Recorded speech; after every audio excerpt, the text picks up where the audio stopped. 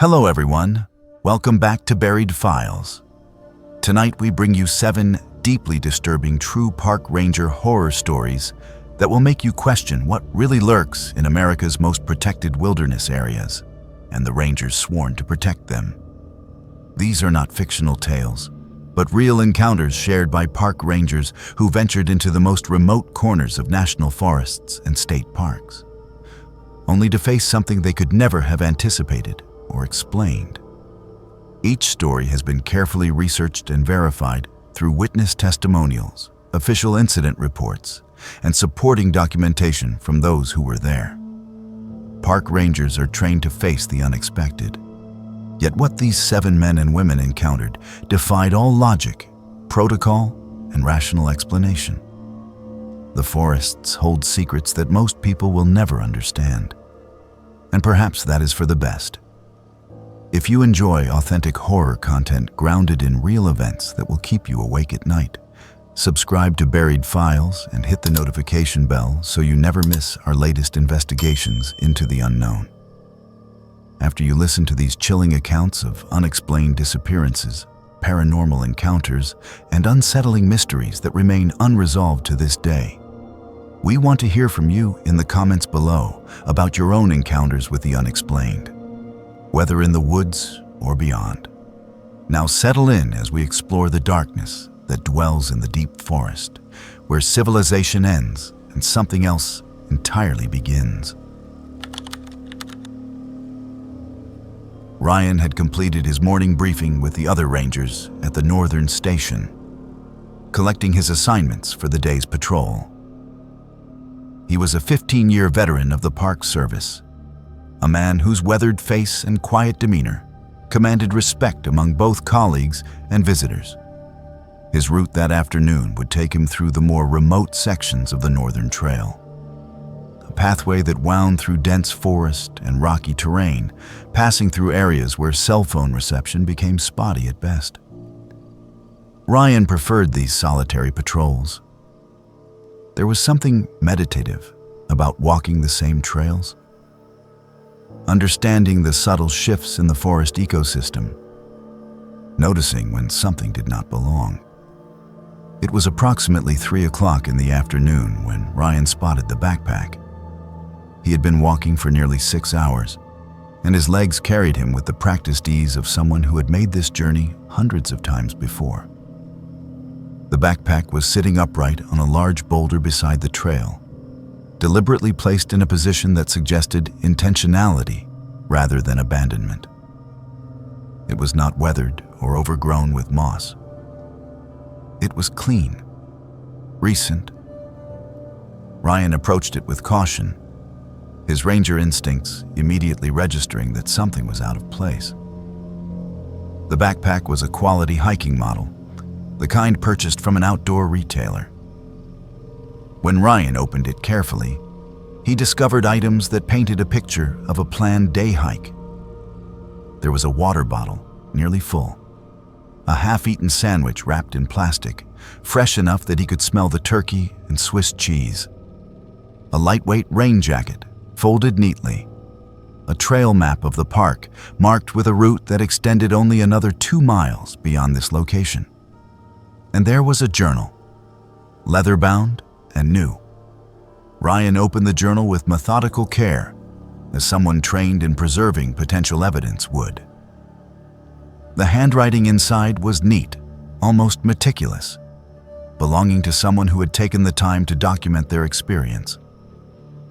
The earlier entries were dated from 3 days prior, chronicling the hikers' arrival in the area, their excitement about exploring the Northern Territories, their plans to complete the marked trail by evening.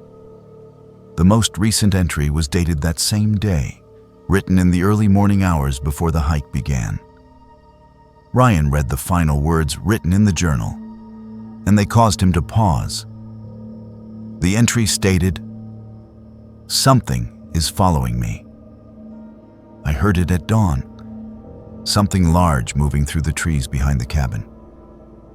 I did not see it, but I heard the sound of heavy footfalls breaking branches.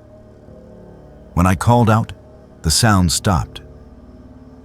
Now there is only silence, but the silence is worse than the sounds. I am going to hike the trail anyway. I need to know that I am not losing my mind. I need to know that the forest is still a place where rational people can walk without fear. This journal will record everything I see and hear. If something happens to me, at least there will be evidence that I was not imagining things. That was the last entry. Ryan radio called dispatch to report his discovery. Within 40 minutes, a search and rescue team had arrived at the location. They began an immediate systematic search of the surrounding forest, expanding their grid in ever-widening circles from where the backpack had been found. Ryan accompanied them, providing context and guidance through the terrain. Hours passed. The sun began its descent toward the horizon. The search team called for reinforcements, bringing in dogs trained for locating human remains or missing persons. The dogs became agitated at a point approximately 300 meters from where the backpack was discovered. They led the handlers to a small clearing where the ground was disturbed, showing signs of something heavy having moved through the undergrowth. But there was no body. There was no blood. There were no torn pieces of clothing or signs of struggle. What they did find was a single boot, lying on the pathway behind where Ryan stood when the dogs first became alert. The boot was laced, positioned as if someone had removed it while standing and placed it carefully on the ground. The search continued into the evening and extended into the following day. Park rangers from 3 different districts joined the effort. Bloodhound teams were brought in. A helicopter equipped with thermal imaging swept the forest canopy. The missing hiker was never found. No body was recovered. No remains were discovered.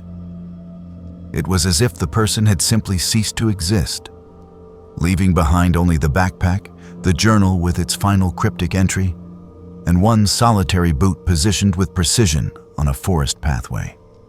Ryan completed his written report that evening, documenting every detail of his discovery and the subsequent search efforts. The case was filed as an open missing persons investigation. The hiker was eventually declared legally dead after the appropriate waiting period, though many questions remained unanswered. Ryan returned to his normal patrol schedule, but something had shifted within him. He found himself thinking about the final journal entry, about the hiker's conviction that something was following them through the forest. 3 weeks later, Ryan made a decision that would lead him down a troubling path of investigation. He accessed the park's archived records, pulling files from missing persons cases dating back over the past 2 decades. He was searching for patterns, for any indication that what had happened on that northern trail was not an isolated incident. What he discovered disturbed him profoundly. The first case dated back to 1999. A hiker had disappeared from the northern trail, leaving behind a backpack with personal belongings and a journal. The journal contained similar entries expressing concern about being followed or watched. The hiker was never found. The case remained unsolved. Ryan pulled the next file, 2005.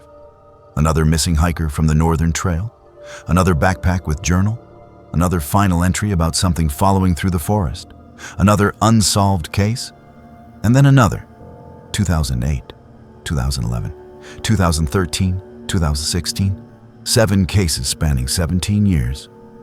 7 hikers who had disappeared from the same general area of the park. 7 backpacks recovered with journals inside. 7 final entries that spoke of being followed by something that the hikers could hear but not see. Something that moved through the forest with an intelligence and purpose that suggested more than animal behavior. And yet, 7 cases that had been filed separately, investigated individually, with no connections drawn between them by previous investigators. No one had thought to examine the journals closely. No one had noticed the pattern. Ryan compiled all of the journals and spread them across his dining room table at home. He began reading each one in chronological order, creating a timeline not just of the disappearances, but of the behavioral patterns described in the final entries. The entity, creature, or whatever was present in the northern forest seemed to follow a predictable pattern. It would make its presence known to the hiker in the early morning hours before the hike began. It would allow the hiker to proceed with their planned trail, remaining at a distance but making its presence audible. Then, at a specific point on the trail, marked on each hiker's map in nearly identical locations, the pursuit would intensify.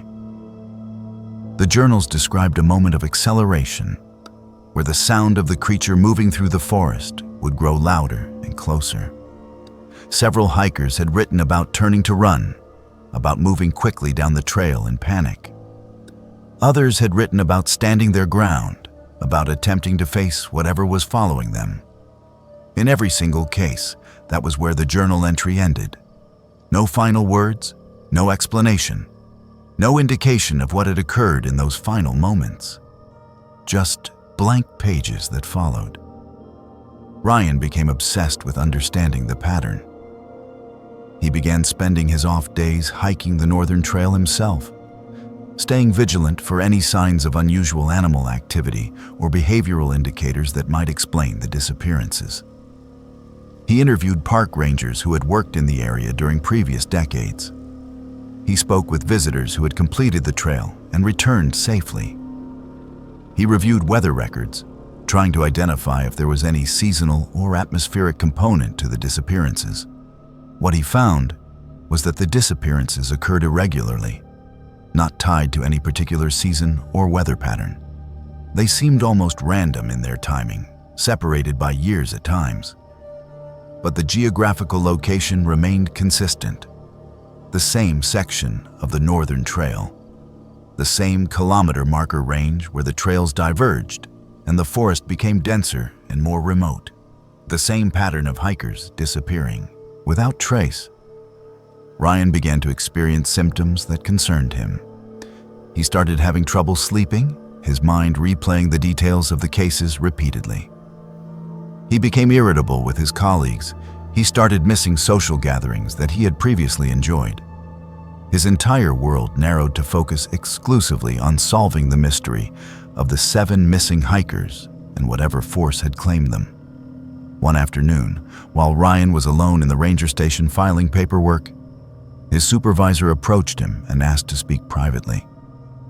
The supervisor expressed concern about Ryan's mental state and his recent behavior.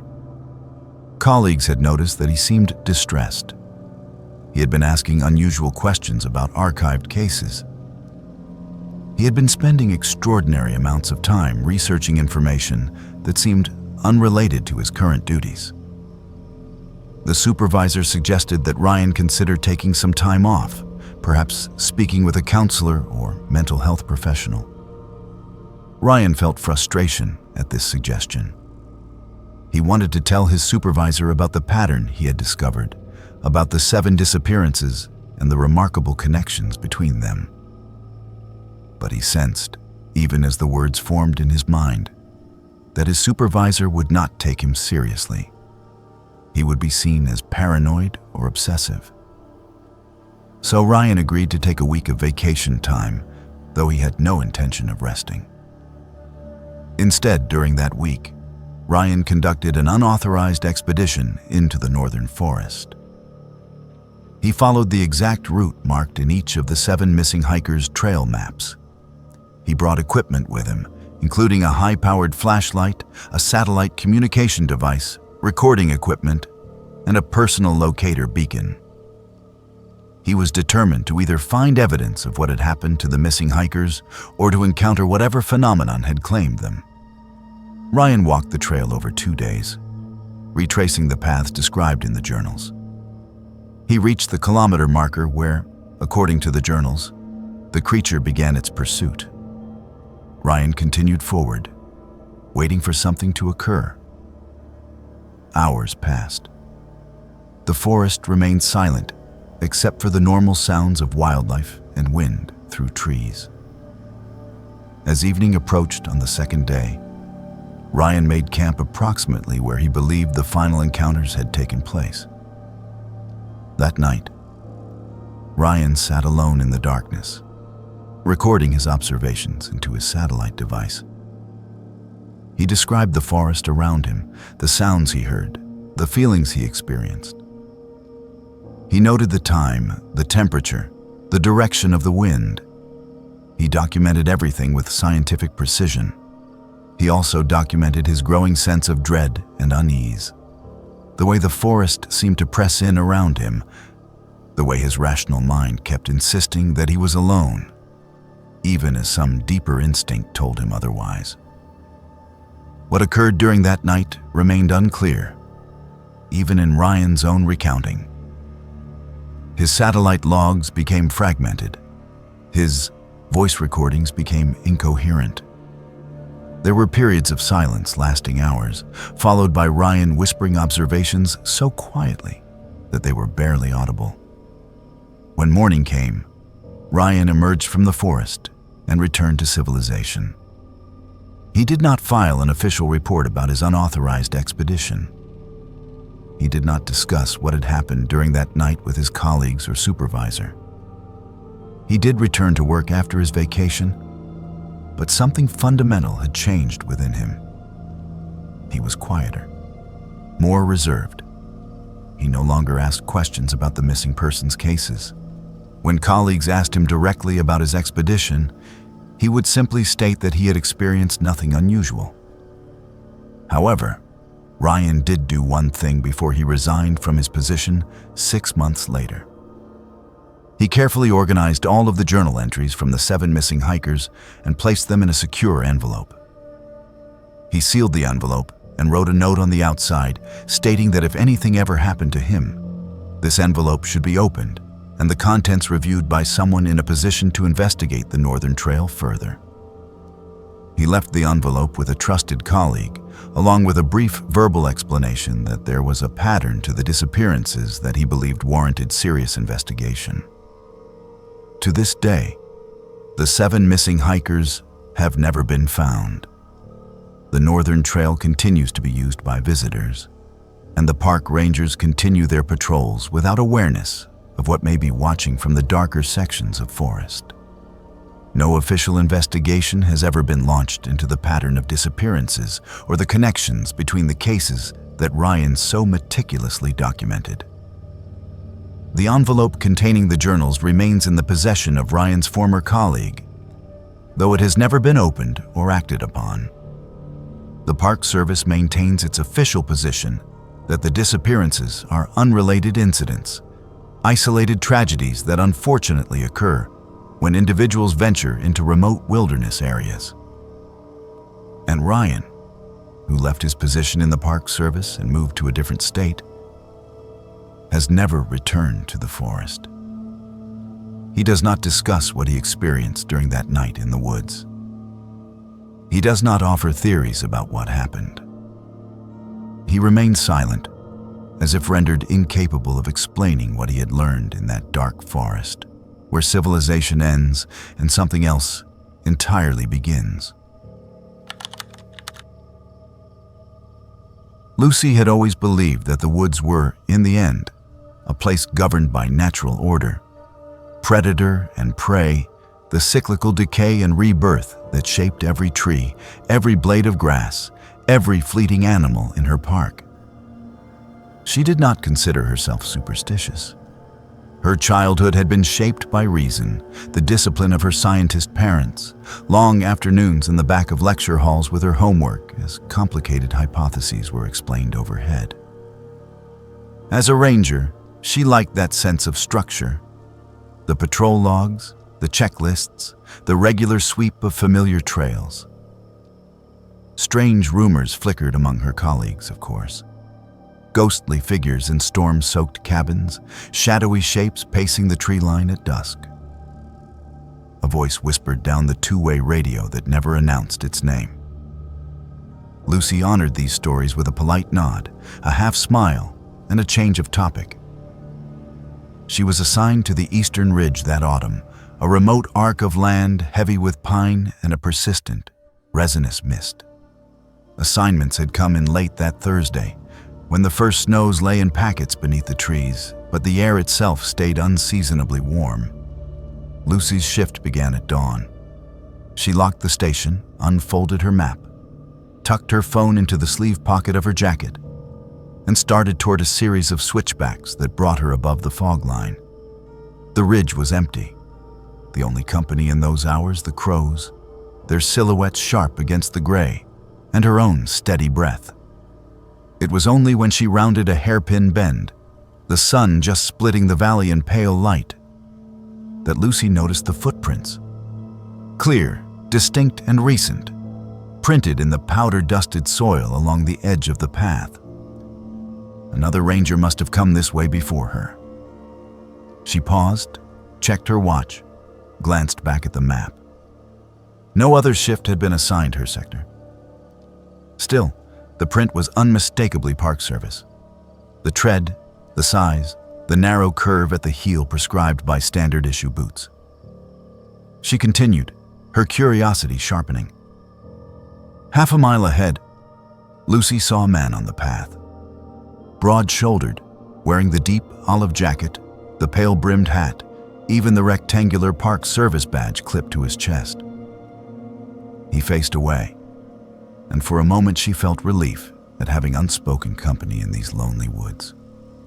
When she called out a greeting, the man's posture stiffened, but he did not turn. Instead, he stepped to the side, let her pass, and nodded, his gaze fixed on the shadowy tangle of spruce beside the trail. She tried to speak, to exchange the small talk that usually passed between colleagues, but her words died as a chill swept over her. She registered something odd about him. The jacket seemed too worn for a current ranger, almost threadbare, and his badge was strangely dull, as if it had been handled for years longer than any she had seen. The letters were the style of a generation before, a serif font, not the blocky print now in use. Lucy marched on. She descended into a creek basin and radioed in, the static loud between her notes. Eastern Ridge, Lucy. Met up with another on the same assignment. Badge number unclear. Confirm, please. The reply from dispatch was brisk. Lucy, there is no one else logged for your sector. Confirm location. Did you see a visitor? Lucy replied, but dispatch simply repeated that she was alone. She wondered if a maintenance crew member had been reassigned without her knowledge, or if a supervisor had decided to do a spot check. The rest of her loop passed uneventfully, though she could not shake the feeling that she was being observed. The forest felt thicker, denser, like a pressure in the air built behind her back. Every so often, she would glimpse movement along her periphery, a glimmer of tan fabric or the suggestion of a broad hat. But when she turned, there was nothing. The wind died, and a rare sense of being unwelcome prickled up her skin. By noon, she returned to the trailhead, her shift finished, and entered the ranger station to log her patrol. The headquarters was as silent as she had left it. She scribbled her notes in the binder and set her radio down. Before leaving, she checked the security monitor, a habit she had developed after a string of minor vandalism cases the summer prior. The low-res feed flickered. On the screen, Lucy saw herself entering alone, her movements brisk and self-contained. But in the corner of the frame, there was a shadow, the edge of another figure caught between two slats of blinds, hat brim low, jacket indistinct. She rewound. Again, she entered solo. The shadow followed, its movement subtle, as though the camera barely registered its presence. A cold unease bloomed in her chest. Lucy double-checked the station records for any badge or log entry that might explain the man she had seen. Nothing matched. The next day, Lucy approached her supervisor. punctuating every word with the precision of someone trained to weigh evidence carefully. "I need to file a report," she started. "There was a man on my patrol route. Ranger uniform, not in the roster. Security camera captured something strange." The supervisor arched an eyebrow. "Are you sure you are not overtired? Not a volunteer or off-duty staff? We have confirmation you were scheduled solo." Lucy pushed the footage across the desk. The supervisor watched, silent for a moment, then nodded, saying only, "Probably a visitor caught by the cameras at the wrong angle." Case closed. That night, Lucy slept poorly. She dreamed of mist rolling down the ridge, of footsteps that echo in places where sound should not carry. When she woke, she found muddy prints across the welcome mat inside her apartment. She did not remember tracking in any mud. 2 days later, she returned to the same ridge for her scheduled patrol. The path was deserted again, but the sensation of pressure, of a presence just beyond sight, was stronger than before. At a fork in the trail, she examined the dust. For more prints, there were none. The woods were quieter than usual. Even the crows seemed to have abandoned the ridge. Lucy walked faster, heart pounding, glancing over her shoulder every few minutes. Midway through the loop, her radio came to life, the static warbling. The voice that spoke was rough but familiar, a clipped cadence she had not heard on park radio before. "You are off your route, Lucy." She froze. Who is this? The transmission was followed by a low laugh, then silence. She tried to call it in, but there was only a return of static, no response from dispatch. She sped up, nerves jangling, carefully observing her surroundings. At a sharp turn, she caught sight of a figure standing in the shade among the trees. Hat low, jacket sleeves long, every detail aligned with the man she had seen 2 days before.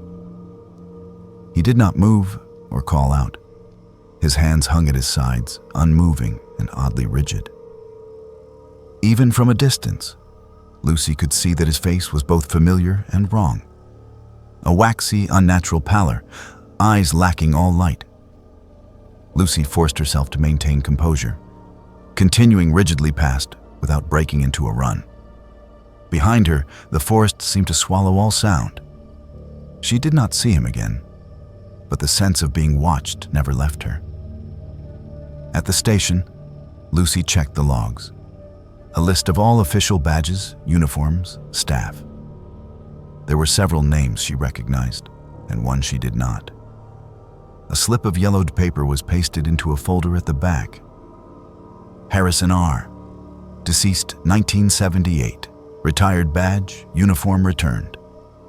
Deceased, yet assigned to that very sector as primary ranger over 40 years ago. Lucy hesitated before speaking with a senior ranger.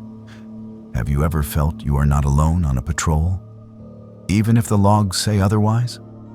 The older woman nodded in a way that suggested she understood more than she would admit aloud. Some parts of the park, you do your job and keep your questions to yourself, the senior ranger responded. We do not talk about the ridge anymore, not since the accident. Sometimes you see a ranger who is not really there. He is not supposed to be here, but neither are we. And the balance holds as long as no one tries to find out more. The next days, Lucy found her sleep fitful, her heart responding to any unusual sound in the night. Reports from hikers trickled in, always the same. A man in uniform, never quite close enough to recognize, silently watching. Some described being lost, only to have the stranger guide them back to the path without a word. Others spoke of inexplicable chills, of voices calling their name, always from the deeper trees. Then, after a week with no further incidents, Lucy received a call at home from a blocked number. The voice at the other end was hollow. Return the badge, it said, unblinking, and then hung up.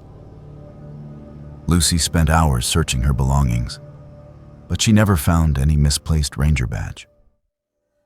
A month passed before Lucy dared return to the ridge. Official duties called her elsewhere, and she was privately grateful for the change. But stories continued. Rangers exchanged uneasy glances at meetings. A new hire, assigned to the Eastern Ridge, came back shaken after an encounter she would not describe. One evening, a power outage left the station unlit. Lucy, charged with locking up the records, noticed that the folder with the name Harrison R. was missing from its shelf. In its place was a folded, decades-old park bulletin. Inscribed at the bottom was an unfamiliar hand. "The woods remember. We do too." Lucy requested a transfer after that. When the paperwork went through, she left behind her badge, her uniform, and the station keys on her supervisor's desk. On her drive out of the park for the last time, she saw in the rearview mirror a figure at the edge of the parking lot. Broad-shouldered, hat low, jacket catching the light in a way she recognized. He raised a hand in what could have been a wave or a warning, then faded into the dusk. Her former colleagues sometimes spoke of her afterward. Lucy was a model ranger, one of them would say. She did everything by the book, until she saw something the book did not cover. That winter, the Eastern Ridge closed temporarily due to storm damage. The patrols were reassigned and the logs kept with even greater care.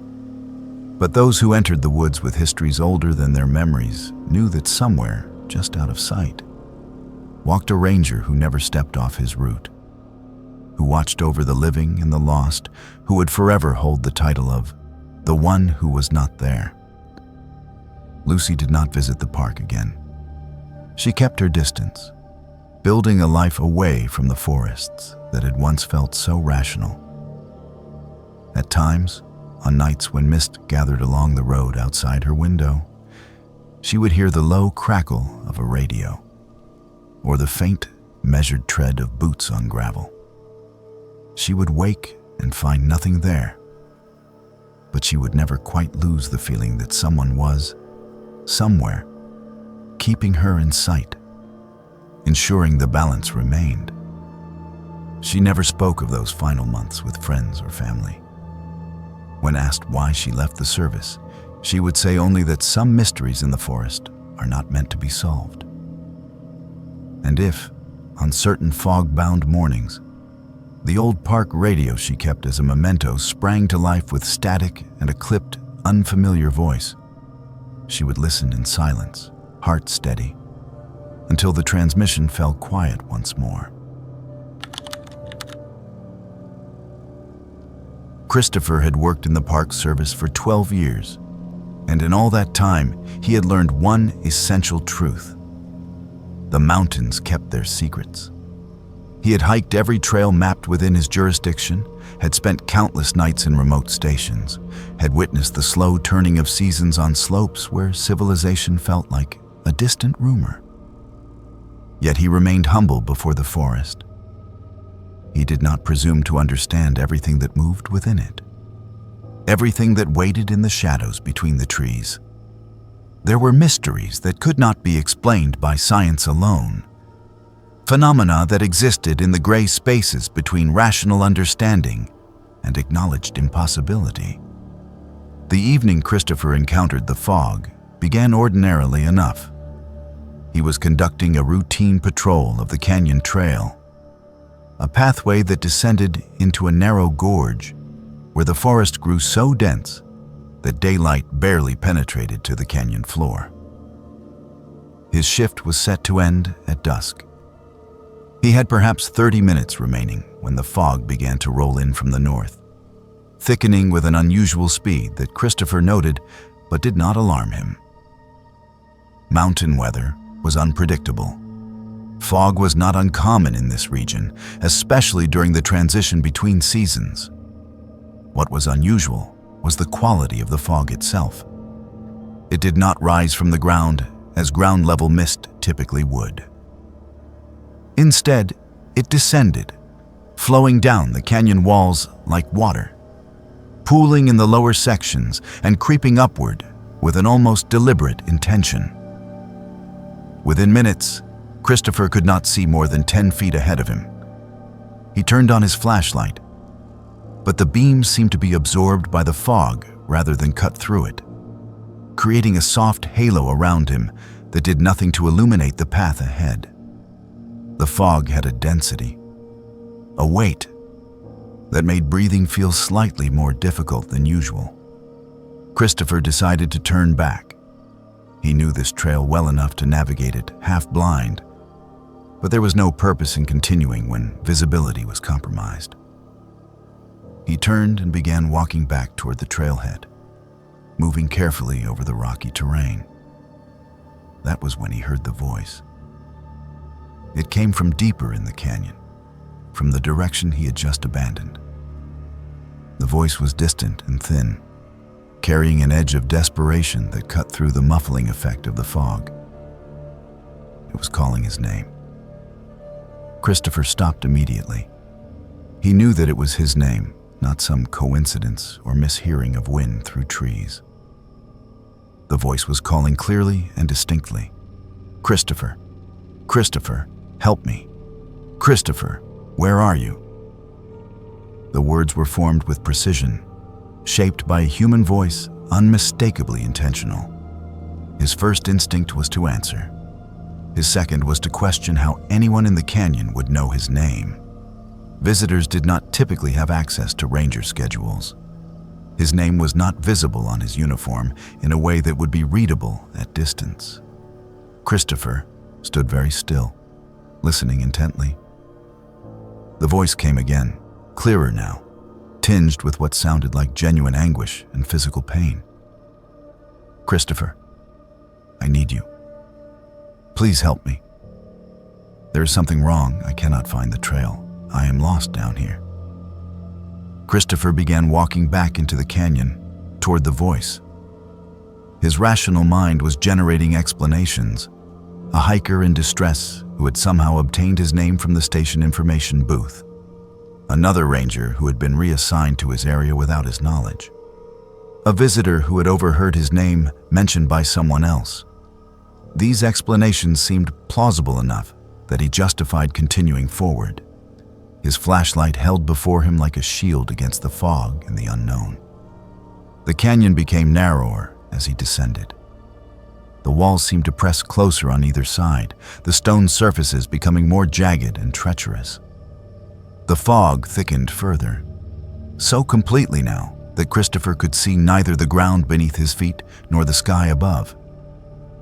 He relied entirely on the memory of the trail's path, counting his steps, trying to maintain orientation. The voice, however, remained clear and constant. It had become more frantic now, the tone shifting from plea to urgency to what sounded like raw panic. "Christopher, do not stop. Keep moving. I am just ahead, just a little further. You have to help me. I cannot breathe. Something is wrong. I am hurt. My leg is broken. Help me, please." Christopher pressed forward, determination overriding caution. He called out, identifying himself, asking the voice to identify itself in return. There was only the sound of his own echo, strange and distorted in the fog, bouncing off canyon walls in directions that seemed impossible. The voice did not respond to his questions or attempts at dialogue. It simply continued its litany. "Christopher, Christopher, Christopher, help me. I am dying. I cannot breathe. The pain is unbearable. Please come find me." The ground beneath Christopher's feet shifted.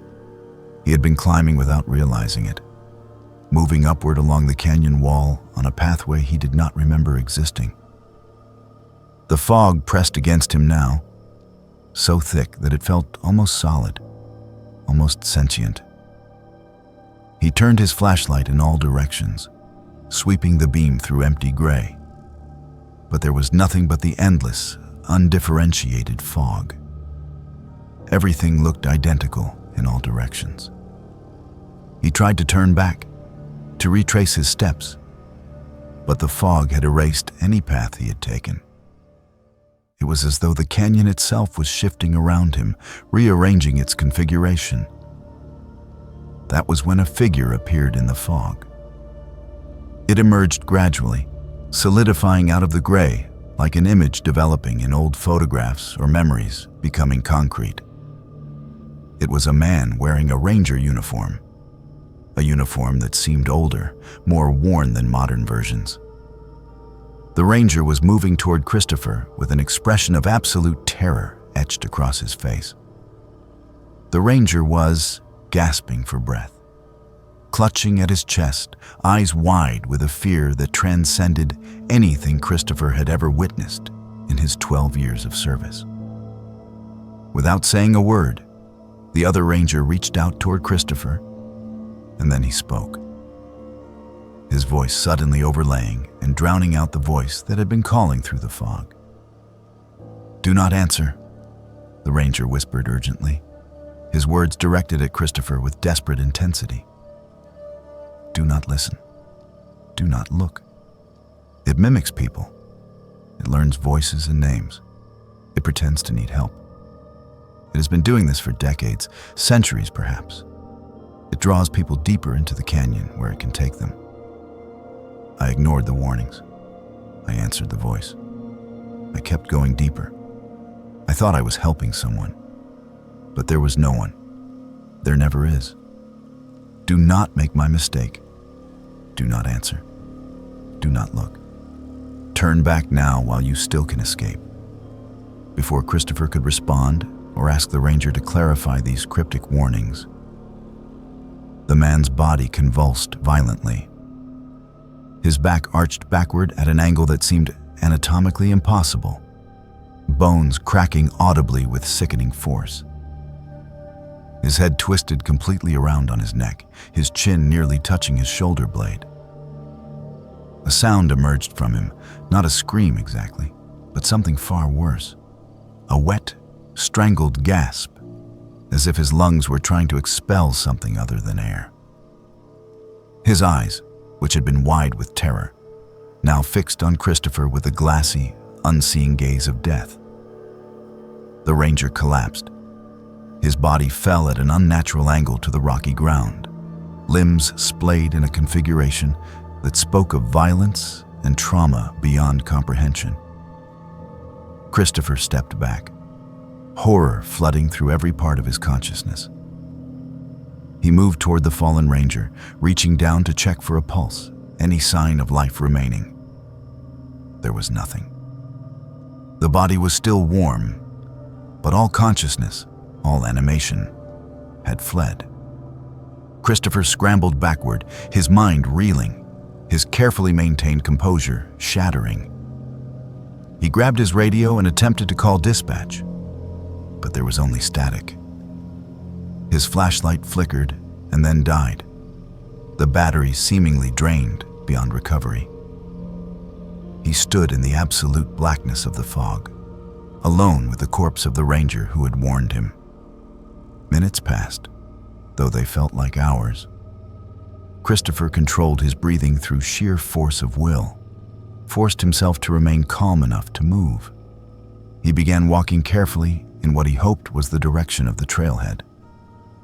The fog was beginning to lift, slowly. Through it, he could see shadows now, the vague outlines of trees. The voice had stopped calling. It took Christopher nearly 40 minutes to find his way back to the trailhead. When he arrived at the ranger station, he was shaking so severely that he could barely grip the telephone to call for emergency services. He reported the body in the canyon, provided as much detail as he could remember about the location and circumstances. Then he sat down and waited. The search and rescue team arrived within an hour. Christopher led them back into the canyon, retracing his steps as best he could remember. They searched for more than 3 hours. They found no body. There was no evidence that anyone had died there. There was no sign of a struggle, no blood, nothing. The search commander approached Christopher with concern evident on his weathered face. He suggested gently that perhaps Christopher had experienced some sort of episode in the fog, perhaps a hallucination brought on by stress or lack of sleep. He recommended that Christopher take some time off and speak with a mental health professional. Christopher insisted that he had seen what he had seen. He described the ranger in precise detail: the uniform, the patch on his shoulder, the exact words that had been spoken. The search commander listened patiently and then asked Christopher to identify the ranger by name from personnel records. Christopher looked through the photographs but could not find the man he had seen in the fog. There was no record of any ranger matching that description currently employed. Over the next few days, Christopher found himself haunted by the encounter. He began researching the history of the park, pulling old personnel files, newspaper archives, historical documents. He discovered that 43 years earlier, a ranger named Samuel had gone missing from the canyon trail. Samuel had been conducting a routine patrol when he disappeared. His body was never recovered. A massive search effort yielded no results. Samuel was simply gone. There were also references to other incidents, other rangers who had gone missing over the decades, all in connection with the canyon. Christopher saw the pattern now, the recurring tragedy that the Park Service had never properly investigated or acknowledged. Christopher submitted his resignation 1 week later. He did not provide a specific reason beyond citing personal reasons. He left the park and moved to a different state, taking a position at a university where he would never again have to enter a canyon shrouded in fog. Years later, he would sometimes wonder if the fog still rolled down the canyon walls on certain evenings, and if the voice still called out names, still lured people deeper into darkness. Penelope Butler would always remember the moment the pounding on her cabin door changed from an inconvenience to a harbinger. For years, she had worked the western stretch of the park, thick with firs, cold brooks coiled with mist, and the sloping hush that always seemed to walk a careful line between serene and silencing. She took pride in her readiness, her methodical approach to emergencies, her practiced calm under pressure. But by the end of that night, nothing she had learned in ranger training would quite fit the events she was about to face. It was just after 9 o'clock when the first frantic burst of fists rattled her door, urgent, uneven, accompanied by panicked voices. Penelope left her tea untouched and answered with no hesitation. 2 women stood outside, one clutching her arm, blood seeping slick and thick between her fingers. The other's face was gray, trembling, full of tears that made her mascara pool beneath her eyes. The injured woman's shirt was torn, revealing a bite mark on her shoulder that Penelope would never forget. Deep, crescent-shaped, unmistakably human in pattern. They said it was a man, naked, ran out of the brush, tackled her. The uninjured woman recited, as if she needed to say it to make it real. "Please help us. He bit her. He tried to drag her away. We screamed and he vanished." Penelope ushered them inside and called dispatch, relaying the emergency with professional clarity as her mind worked through all the possibilities. A disturbed camper, a fugitive, some drug-fueled rampage. She washed the bite, bandaged it, and forced herself not to flinch at the sight of the wound. Too precise for an animal. Too intentional for a wild beast. The backup arrived in the form of Nathan Simmons, a senior ranger whose calm was matched only by the gravity in his voice. Together, they took down the women's statements and launched into the night, searching the area near the women's campsite. The incident had occurred near the creek, a place known for its dense brush and the shadowed forms of rocks just beneath the water's surface. They scoured with flashlights and shouted warnings, ranger protocol for dangerous suspects. Penelope felt the raw exposure of the dark forest in her bones. and the way silence always followed their shouts. They found nothing but torn branches, 2 sets of hasty footprints, a third set, bare feet centered in the mud by the creek. No shoe prints, no clothes, no sign of possessions. Not a word in the darkness. Just crickets punctuated by the pulse of Penelope's heart. After an hour, they called the search. Penelope's dread only deepened when they returned to the ranger station and found no news of an escaped patient or wild man matching the description. As dawn pressed weakly against the cabin, the air felt colder than before, thick with the unease that settles in when rules of order fall apart. The following day brought news of another sighting. A family of hikers on a trail a mile away from the creek reported seeing a man crouched in the brush, body streaked with mud, eyes wide and shining even in low light. When approached, he ran off, running not towards the safety of trails or roads, but deeper into the wildest, most tangled part of the forest. With another ranger, Penelope organized a search grid, and together they covered the undergrowth, calling out, waiting, always prepared for another cry for help. Yet again, there was nothing. No man, no more tracks. That night, as Penelope lay awake, images of the wound returned to her mind. The human impression of the bite, the distance between the teeth, the frightening deliberateness of it. The next morning, she and Nathan reviewed ranger duty logs for the previous 48 hours. Only a few rangers had been scheduled near the site. All accounted for, all present, all denying anything unusual had happened on their respective patrols. Restlessness took root. Penelope dug back into old files by instinct, trawling through past incident reports. Within 5 years, 2 similar attacks had been recorded. Each time, the wounds were human. The victims described a wild-eyed man with strange strength, always vanishing, never caught. The pattern was there, like an echo that never faded into real silence, always lurking beneath more mundane explanations. Word spread among the rangers quietly, like a rumor best not spoken aloud. Some thought it was a derelict lost in the woods, surviving on wild berries and the hunt. Others whispered about previous disappearances in that sector, rangers whose gear turned up, boots left by the water, but whose bodies were never found. Penelope questioned more veterans and older volunteers. She heard stories she had never been told before. Sometimes campers had returned from the deeper woods, dappled in bruises or smelling of earth and decay. Sometimes people vanished, only to have their clothing found weeks later in odd, ritualistic heaps. Nathan, persistent and methodical, uncovered a news clipping from over a decade ago. It described a ranger who had suffered a breakdown, walked into the woods late one evening after his last shift, and was never seen again. The locals had whispered about a feral ranger, surviving off the land, blending into the underbrush as easily as any deer or coyote. But records were thin. No photographs survived.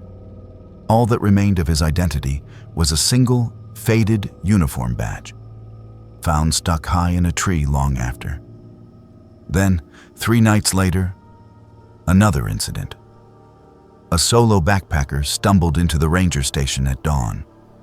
He had been chased for miles by a howling naked man covered in blood who stalked him, staying just beyond the firelight in relentless silence.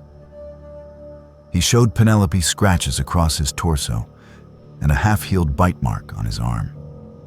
Again, human, unmistakable.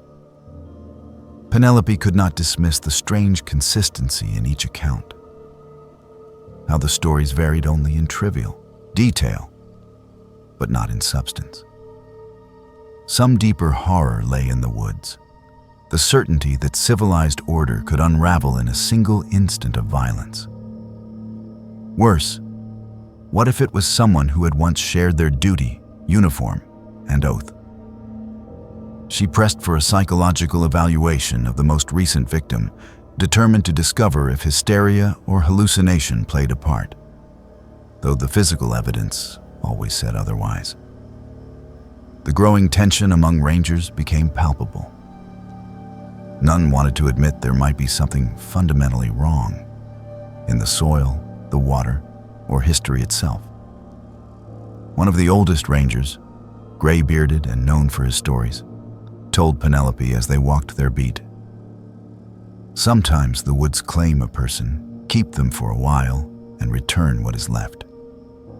Most of the time, the thing that comes back that does not belong to any world we understand. Best to leave it alone, and hope it leaves you alone." That night, Penelope dreamed of losing her own way, wandering off trail, feeling teeth break her skin, the hatred of old hunger kindling in the eyes of someone human, but long since lost to the wilderness.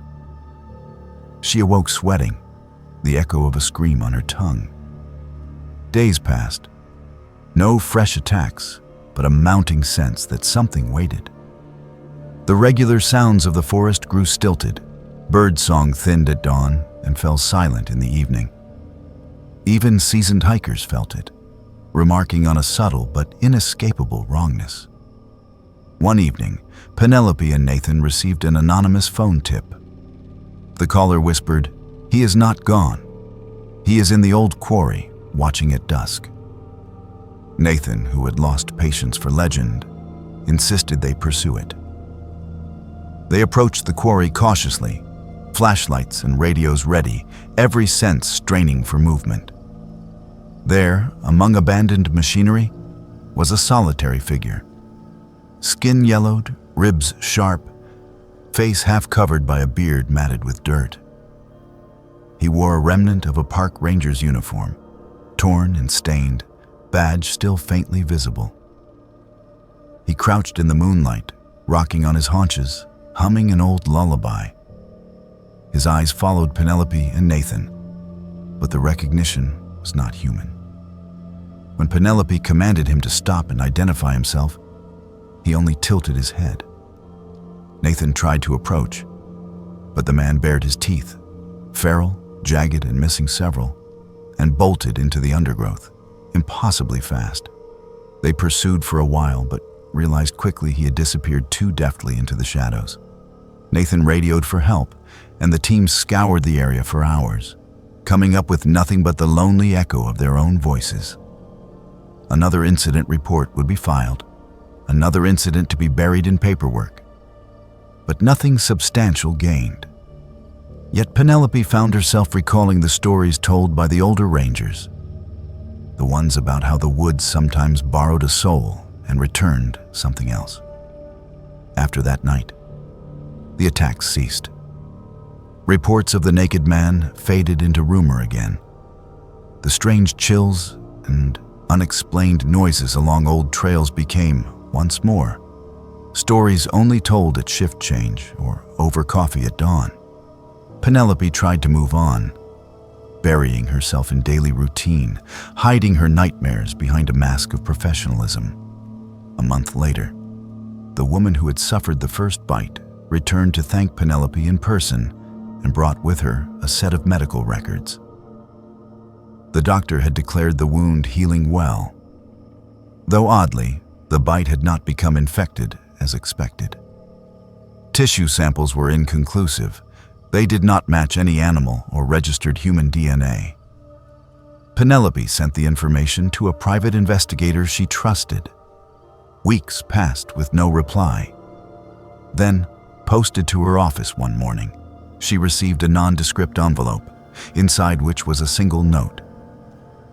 "You seek answers where the woods keep their own counsel. What you found was not lost. It was sent back." She spent long nights sitting by the cabin window, watching the shadows gather at the tree line.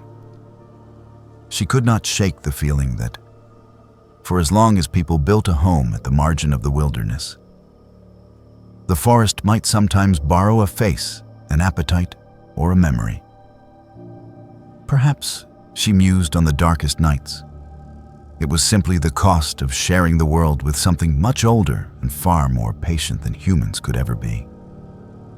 Penelope never did see the feral ranger again. But sometimes, as mist rose off the creek at midnight, she imagined she saw a figure moving through the brush, always on the edges, never quite near, its eyes shining like memories that belonged to the wild. Stella Kelly had seen her share of loss during her years as a ranger. She witnessed heartbreak woven through the wilderness, children separated from parents, hikers claimed by hidden drop-offs, life suddenly undone by the shuffle and shift of nature's indifference. Yet long after the grief faded from those tragedies, it was the stories that remained, the ones that sifted through the cracks of daily duties and re-emerged on cold, sleepless nights. Of all these tales, none stayed with her like the legend of the drowned child. The lake where Stella worked boasted a haunted reputation among veteran rangers. Occasionally, she heard the story told on stormy nights, passed from old hands to new hires, as a cautionary tale meant to provoke caution or perhaps just a shudder. As the story went, a ranger decades ago had failed to investigate a child's cries near the shore. The following morning, that ranger discovered the body of a young girl washed up amid the reeds, pale and silent. The guilt overtook him, so much that he haunted the shoreline, waiting for another chance to set things right. Some said that the ghost of the child would return, seeking not rescue but vengeance or recognition. Others whispered that anyone who ignored the cries would be cursed, always returning in their dreams to the cold, endless water. For Stella, such things were fiction, little more than elaborate ways to fill long shifts after dark, until the day she heard the voice herself. It was early spring. The air clung wet and gray to the land, and the foot traffic had yet to spike with the arrival of campers. Stella patrolled the perimeter as the fog rolled low, her boots making shallow prints in the mud. The radio chirped with routine check-ins until late afternoon, when static merged with a single, high-pitched sound, as thin and sharp as a whistle. Stella paused and listened. The sound was unmistakable. A child crying for help, the voice carried not by wind, but rising eerily straight from the lake. She told herself it must be a bird or a playful shriek from across the water. Yet the cry persisted, rising and falling so convincingly that her chest tightened in response. Still, she hesitated, not out of cruelty, but because the voice was so incongruous, so unsuited to the lonely lakeshore at dusk. She decided not to investigate, certain that some trick of wind or memory played with her senses. Morning revealed a silence more profound than usual. Long rays cut through the mist, and Stella took her usual walk along the south bank. There, tangled in weeds and silt, she found what looked like a small, pale bundle. Heart-pounding, she rushed forward and pulled the body onto the sand. It was a child. A girl, limp and sodden in an old-fashioned dress, features alight with a strange sort of peace. Stella called for help, her voice cracking as she began CPR. The child's eyes flickered open. For a moment, hope flared in Stella's heart. But the eyes staring back at her did not blink, did not move, nor did the chest rise for air. The face curled into a thin, glassy smile. By the time backup arrived, Stella had covered the body with her jacket, unable to explain what she had seen. The incident drew only passing notice from the authorities. The body, though small and newly drowned, did not match any recent missing persons reports. Locals whispered about it for a week or two, then their lives moved on, as lives do. But the memory sat heavy in Stella's mind, nagging like a poorly healed wound. A week passed. Stella returned to duty, haunted by unease. Late one evening, two older rangers, both close to retirement, came to find her as she finished her shift. They asked her if she had heard anything strange at the lake before finding the girl. When she told them about the cries and her hesitation to check. The two men exchanged grim glances. They explained quietly that this had happened before. The same child, the same drowned form, had appeared over the decades, always following a night when a ranger or passerby ignored the cries from the water. The girl was known by name among those who had worked the region longest, her disappearance the subject of small-town legend. A search had been conducted in the 1970s, with efforts fruitlessly combing the woods, dragging the lake, but nothing had been found. Yet the story resurfaced every few years, like a whispered warning waiting for new ears. Stella began to feel watched while on duty near the lake. When night came, she heard laughter where there should have been only the calls of frogs. Shadows gathered along the surface, and ripples cut the water where no boat or breeze had passed. Sometimes she glimpsed small footprints in dew, leading up from the water's edge and vanishing abruptly, as if a child had wandered out and simply faded into mist. Intrigued and unnerved, Stella requested access to old case files. She uncovered yellowed newspaper clippings, not only about the original girl, but other disappearances. The names changed, but the basic facts repeated. Each a child last seen wandering near the lake, each body discovered after nights when the cries were dismissed or doubted. It was as if the lake required a toll of neglect, answering silence with tragedy. Her dreams became turbulent. Stella saw the child, sometimes trying to call her back, sometimes being dragged downward by invisible hands within the water. She visited the local library on her off days, hoping to uncover anything that might break the cycle. She came across a reference to an old superstition.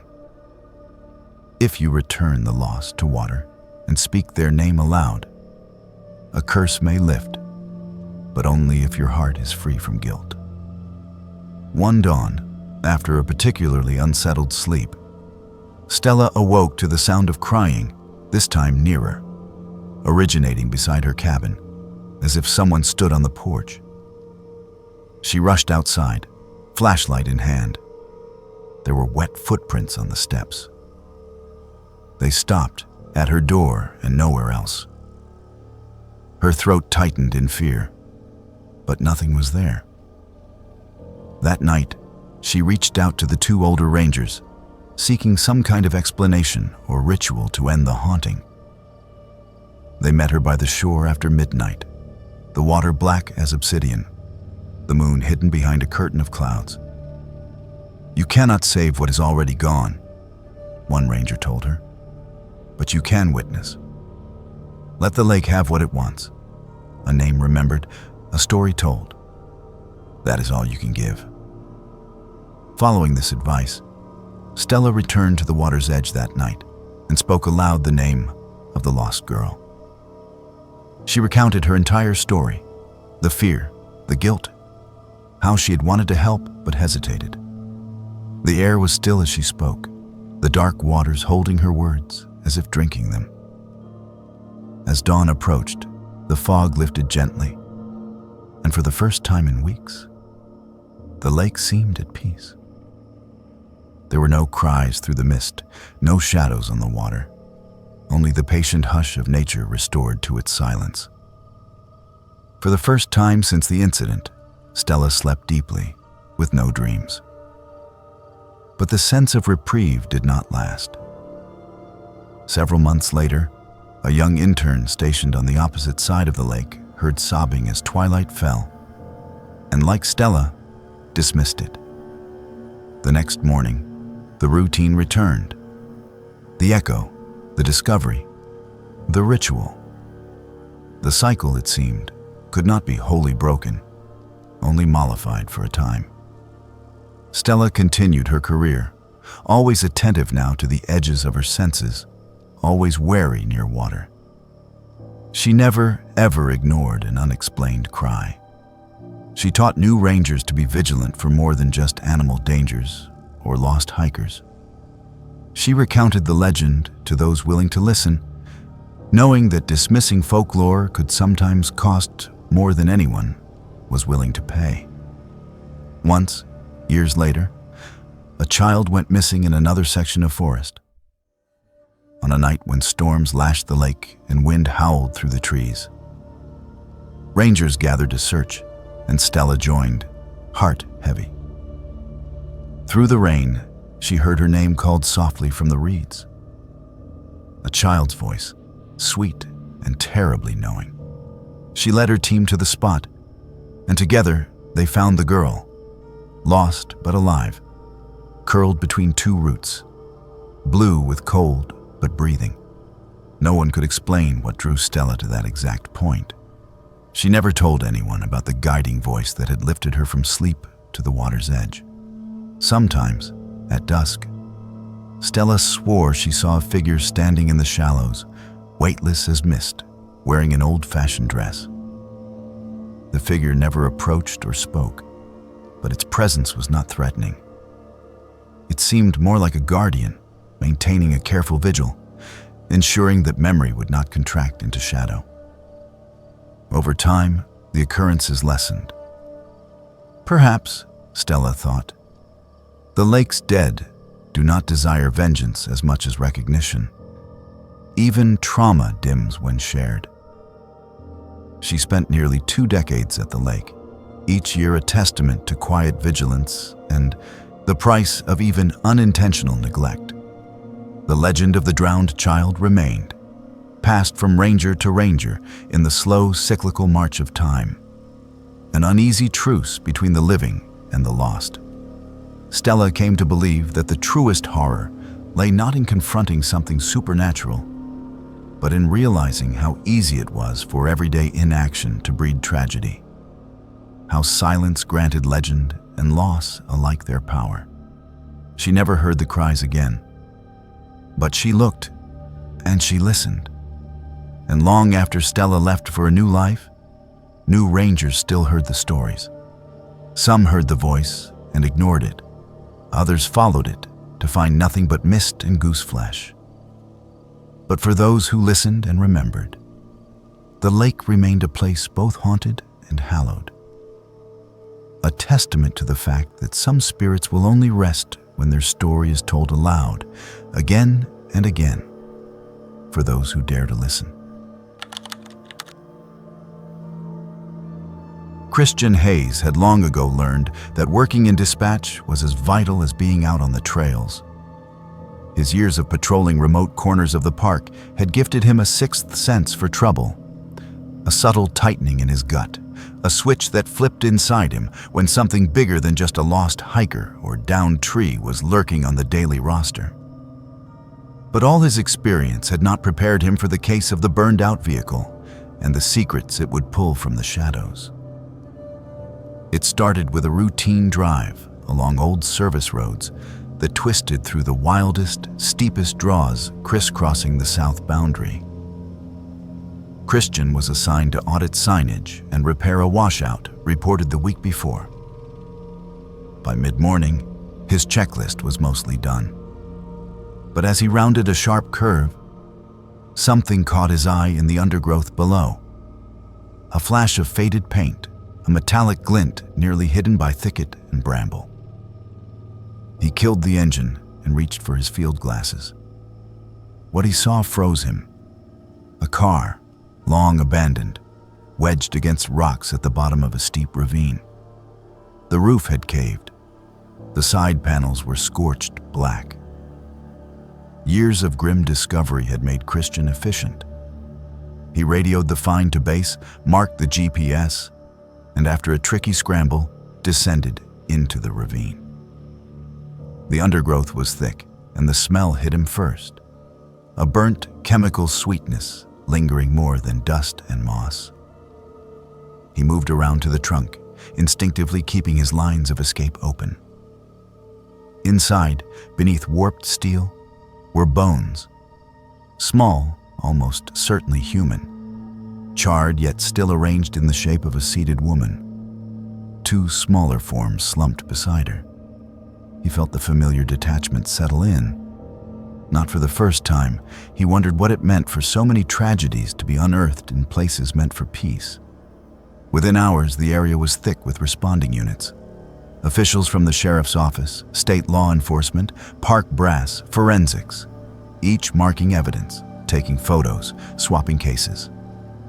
Christian gave his statement and stood back, knowing the rhythm. A found body means old wounds splitting open. The vehicle's registration number was corroded, yet by mid-afternoon, authorities confirmed the link. 3 people, a woman and 2 children, reported missing nearly 5 months before. Their case had featured in local news, billboards, desperate pleas. Now, Christian was told there was at least the first grim answer to what had become of them. Yet for Christian, the answer did not answer enough. The case, he learned, was hauntingly similar to others he had encountered. A quick review of case files, with help from a detective who had once been a ranger himself, revealed 3 previous disappearances from the same sector, all linked to burned-out cars hidden or crashed in remote terrain. The details repeated themselves.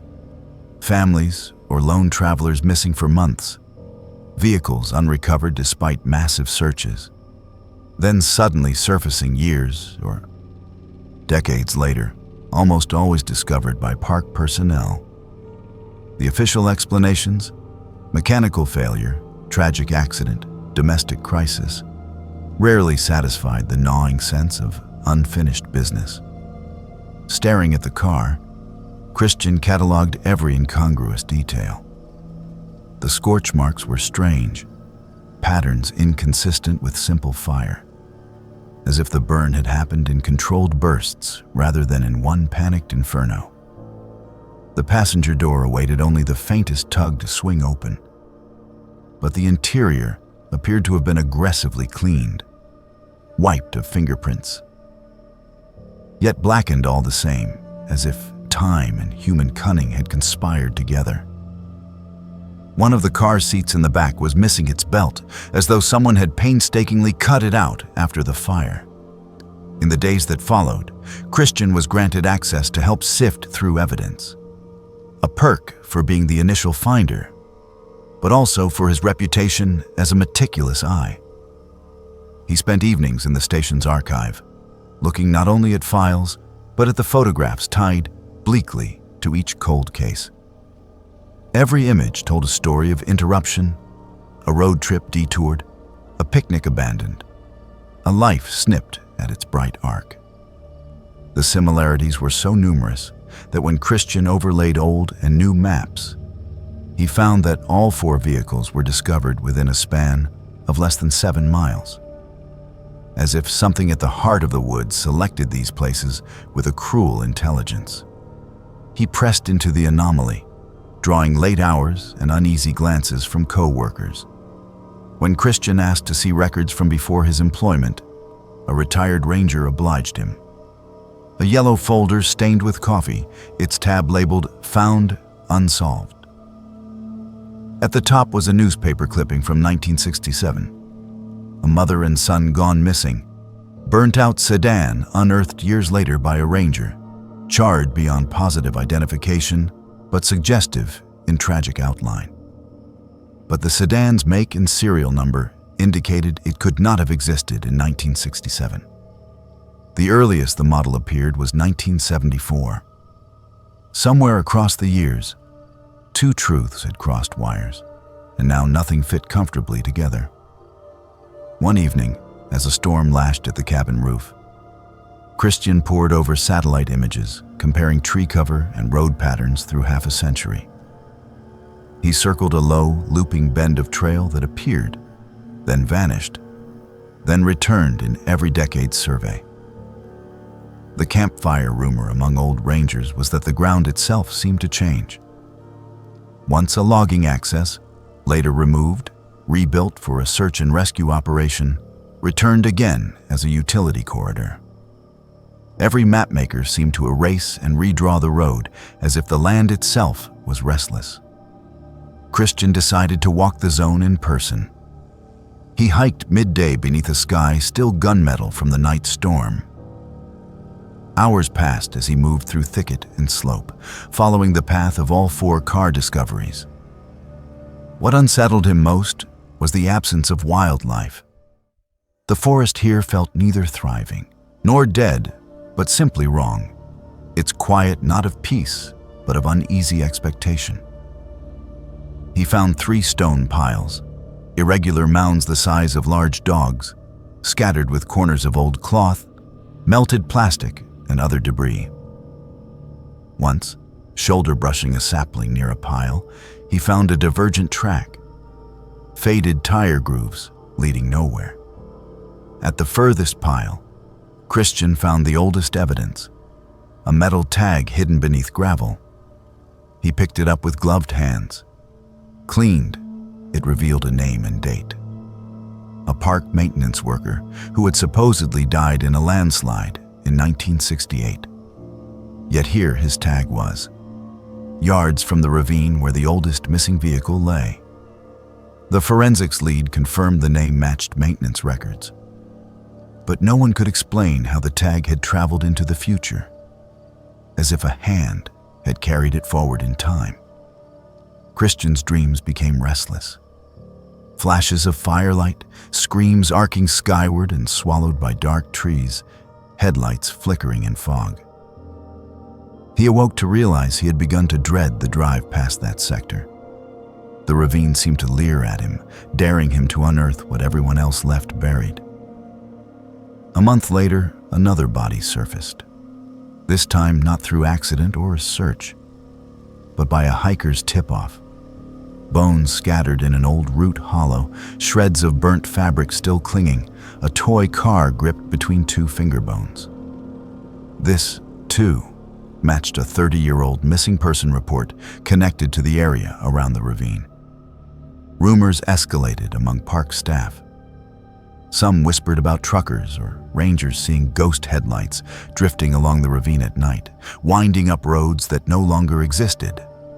Others blamed the pattern on a drifter, a killer who haunted the wild and used the fire to erase their trespasses. Older employees started admitting that sometimes radio calls came in after midnight, from numbers not assigned, requesting rescue, always cutting out with the same phrase, "It's not my car." Christian knew the rational explanations would never suffice. However, he also could not abandon the hunt for a logical answer. He requested closure notes from the state police. All 4 files ended with tragic ambiguity. Evidence pointed to homicide, but the identity of any perpetrator was as insubstantial as ash. One autumn evening, Christian returned to the ravine, haunted by his unanswered question.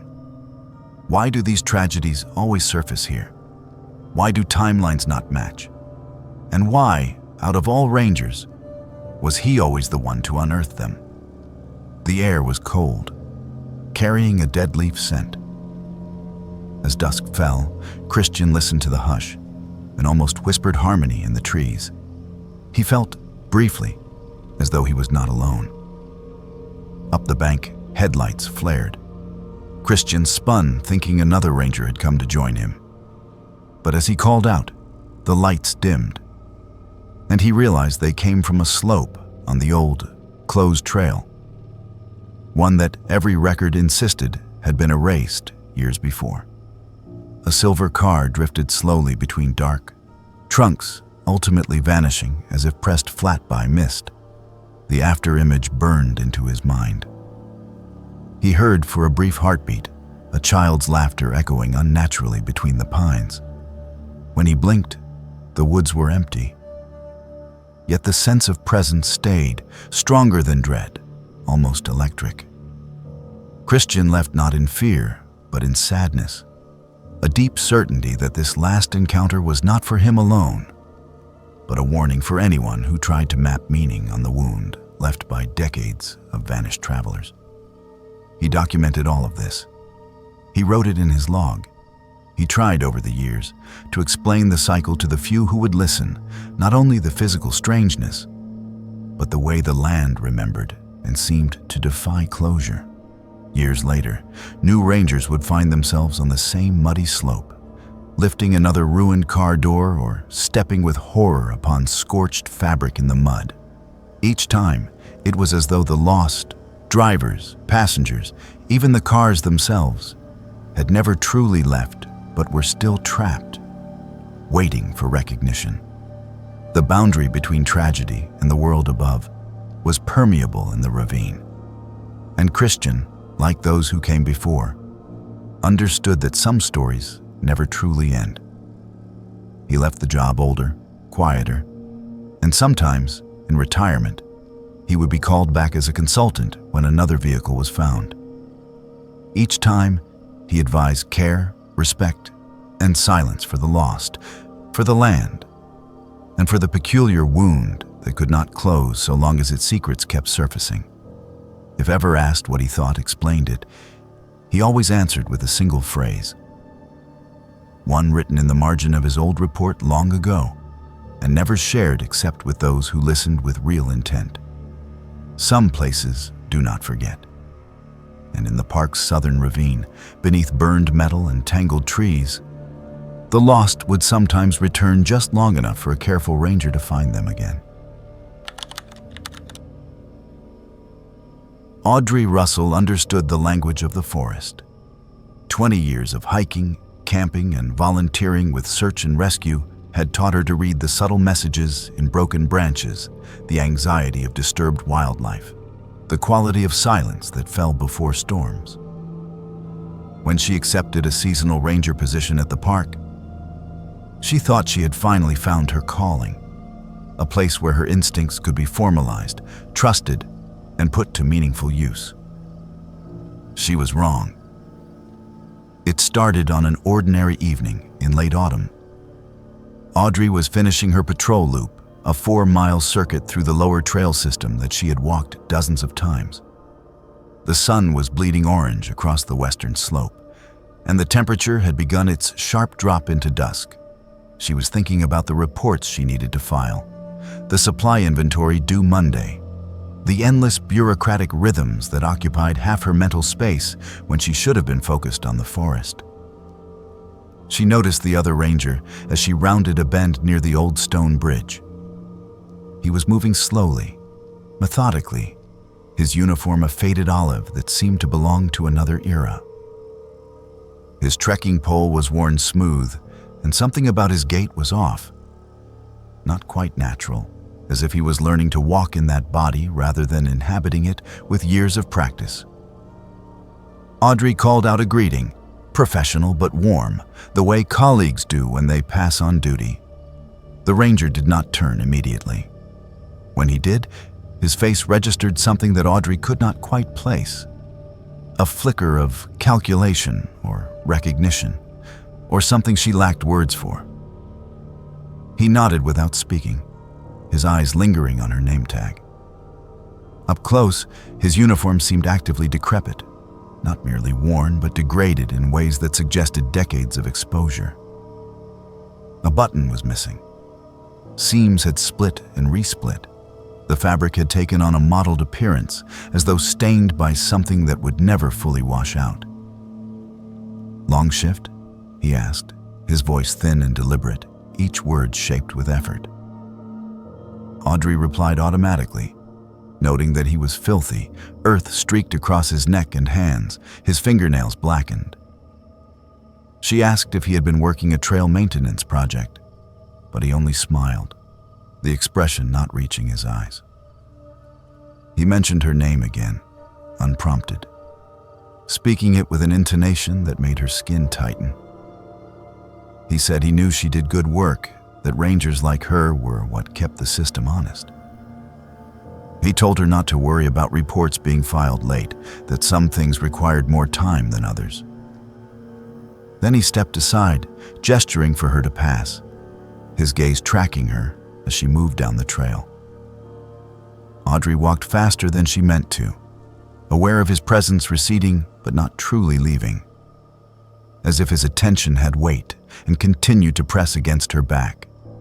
She reached the trailhead and her vehicle, and only then did she look back. He was not visible. though she had expected at some level that he would be standing at the precise point where she had last seen him, waiting.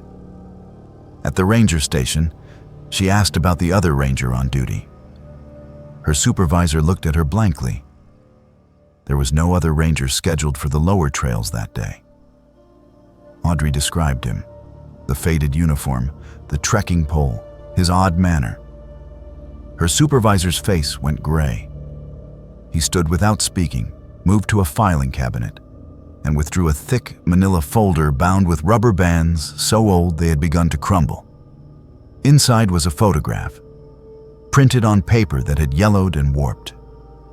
That ranger, her supervisor said quietly, worked here in 1987. He was terminated that year for stalking female hikers. He made comments about their appearances, their routes, their routines. One woman filed a formal complaint. He was fired, stripped of his credentials. About a month later, he went hiking on the Eastern Trail and fell off a cliff.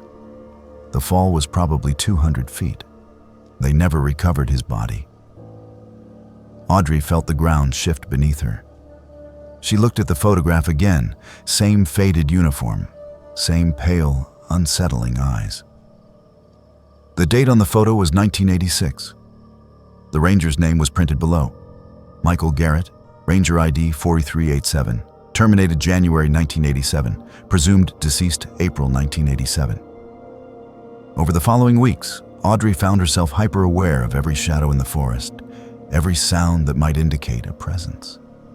She switched her patrol times, altered her routes, tried to make herself unpredictable. Yet wherever she went, she sometimes saw him. Not clearly, but at the periphery of her vision, always at a distance, always watching. Other rangers reported no sightings. No one else had encountered Michael Garrett on the trails. Then came the night that changed everything. Audrey was doing a final perimeter check, a task she usually skipped. But the unease had become almost unbearable. As she rounded the old stone bridge where she had first seen the ranger, she found him standing in the center of the span, motionless, his uniform somehow more solid now, more present.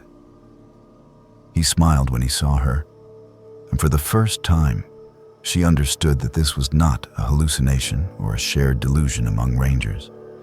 Something real, however impossible, stood before her. "I know you travel this way every evening," he said, his voice carrying an undertone of hunger. "I have watched where you go. I know your schedule better than you do. I know that you are careful, that you do not really trust anyone in this place. I like that about you. You understand caution. You understand that the forest is not as safe as people pretend." Audrey stepped back, her hand moving to her radio. Before she could transmit, Michael moved with an impossible speed, covering the distance between them in a stride that violated all physics. His hand closed around her wrist, and she felt the wrongness of him. Cold, but not the cold of a body exposed to elements. A different cold, one that seemed to emanate from absence. "You should not broadcast distress," he whispered. "You should not involve others.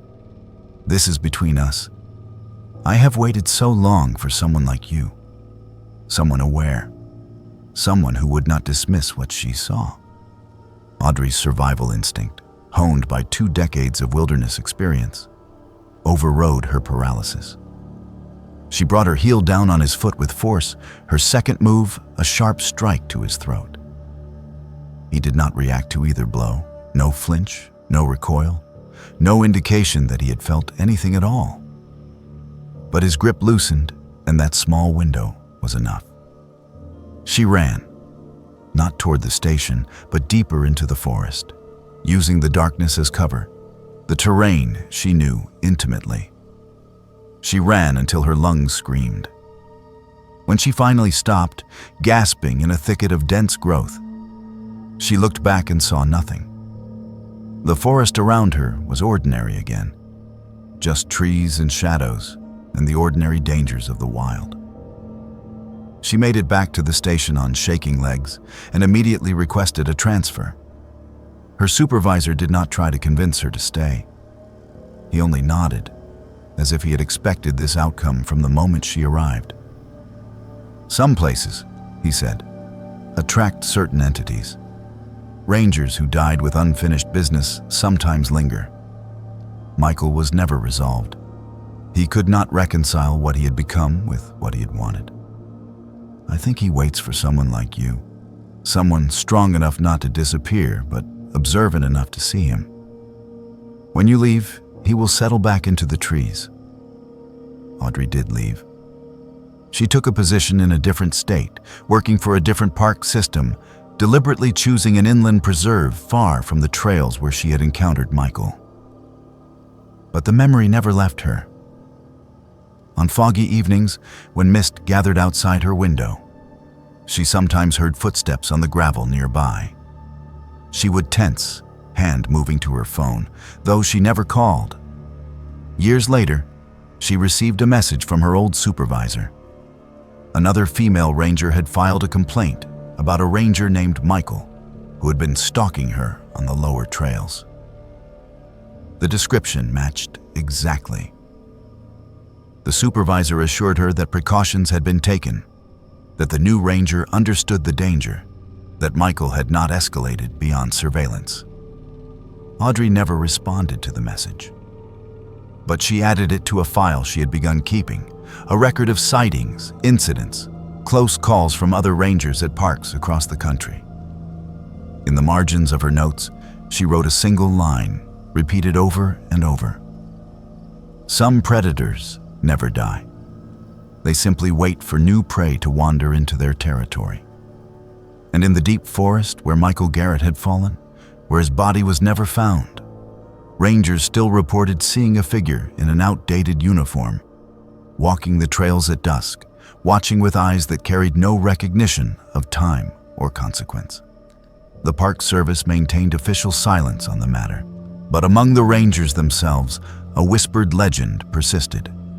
One about the ranger who could not be fired, who could not be fired, who had only grown more dangerous in death, and who would continue to haunt the trails for as long as the park endured.